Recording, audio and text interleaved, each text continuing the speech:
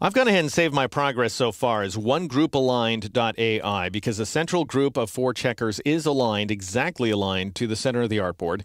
And what we're going to do in this exercise, I'm going to show you how to distribute all the remaining checkers with respect to the artboard.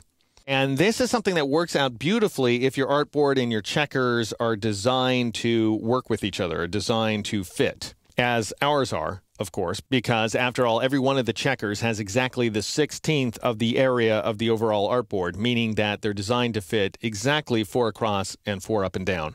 If your checkers weren't designed to fit exactly that way, then you need to take advantage of a different method, which I will explain to you in the next exercise. All right, so here's what I want you to do. First of all, go to the Align palette if you got it up on screen, and make sure Align to is set to Align to Artboard.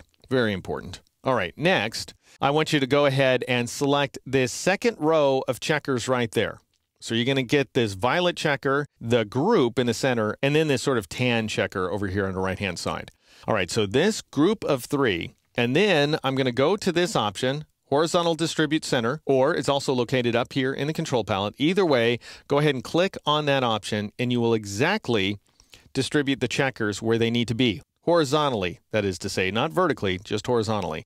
And what Illustrator has gone ahead and done is made sure that the centers of each one of these objects is equidistant from one another. And of course, with respect to the overall artboard as well. Now, it's easy to get impatient with this process and decide to select too many objects at a time. I'm going to go ahead and press Control-Z or Command-Z on the Mac. For example, you might be tempted to select all 8 of these squares like so, and then apply this option. But if you do that, things will not distribute properly.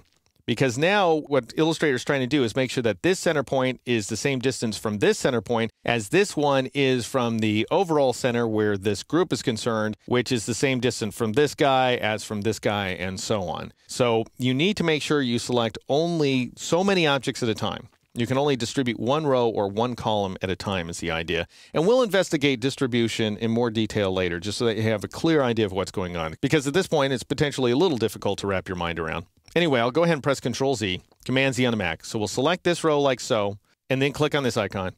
Then select this row, and then click on this icon.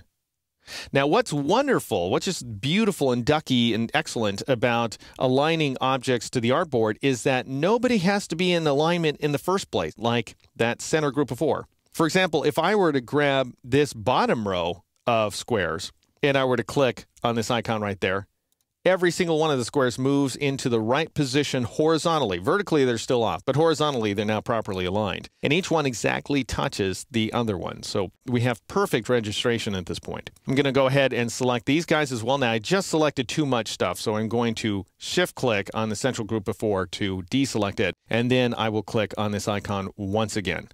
All right, now we're ready to align the columns vertically. So I'm going to go ahead and grab this column right there, select it, and I'll click on the Vertical Distribute Center option right there.